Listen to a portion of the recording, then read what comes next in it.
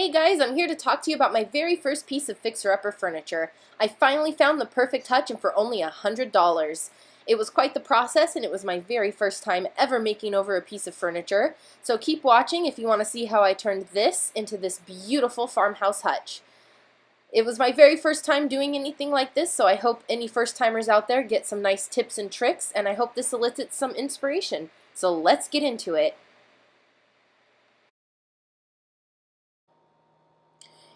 Here's the hutch. It's a mid-century modern piece, came with 2 drawers. There's tape on the glass part to minimize the vibration when we were transporting it. I really love the details on the doors, the little entries down at the bottom. I think they're really cute. The handles are very farmhouse. I love the look of them. They open nice and easy. The inside's really clean, no noticeable dings. There were these hooks at the top, however I decided to remove them because they weren't screwed in properly, as you can kind of see. They're sticking through the top, they didn't seem secure, and I wasn't really planning on hanging any mugs anyway.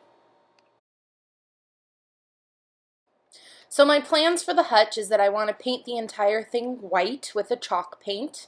I'm going to be using the Rust-Oleum chalk paint in white. I'm going to distress it, but I'm also going to do some details with some darker wood on the shelves and in the little arrow cutouts, and then I want to go in with some contact paper in the back. So here I'm just showing what I did. I went in with some plastic wood filler and filled in any imperfections, and I filled the holes for the mugs. This is the sandpaper I used. It's a flexible 220 grit. I actually found later on that this grit didn't work out too well. It was great for smoothing out the plastic wood filler, but it didn't work when I was trying to sand down the shelves. I definitely should have gone in with a stronger grit, probably a handheld sander, to really get in there, get that previous stain off.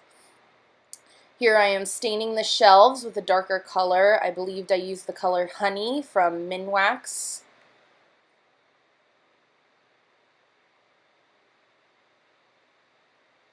And I'm doing the little arrow parts, that darker color as well. These turned out really well. I didn't need to sand them down too much. It gave them a nice little shine. So I did one coat of the white. I used a brush on the inside. It's a little messy. I did get some on the shelves as well. I'm not worried about getting it on the back because I am going to be putting contact paper over it. There's the dog with a water bottle. Get out of here. So it's a little streaky, but that's okay. I do plan on going over it again with a roller.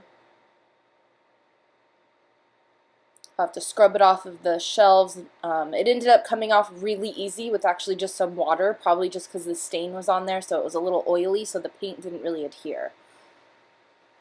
So this is the progress so far. I mostly just did the inside first and decided to finish up the rest of it later. It was quite a few days for the project. Here's my workstation. I was using my laptop to record my footage. I have my paint tray lined with some foil, which definitely makes the cleanup so much easier. It is so easy. You just peel the foil off, throw it away, and you don't have to try to get paint off the tray. And then I got paint caked in the bathtub. You know, there's just a lot of issues, so it's a lot easier with the foil.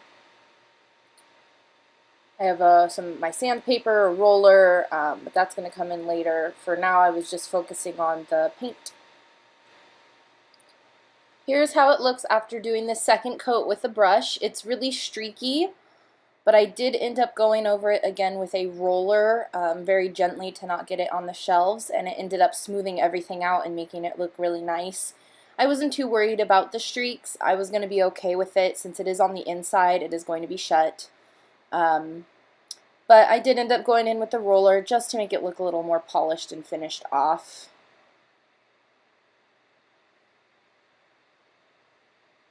I decided to paint the inside first. That way I can shut it once it's completely dry, not worry about it sticking or scuffing the paint that I'd already just done. And that way I could paint the entire outside nice and easy, not have to worry about opening the doors or leaving them open and being careful around the wet paint. I'm really loving this white. It ended up being a fantastic choice. It was a really great pop piece in my house because I don't have any white furniture.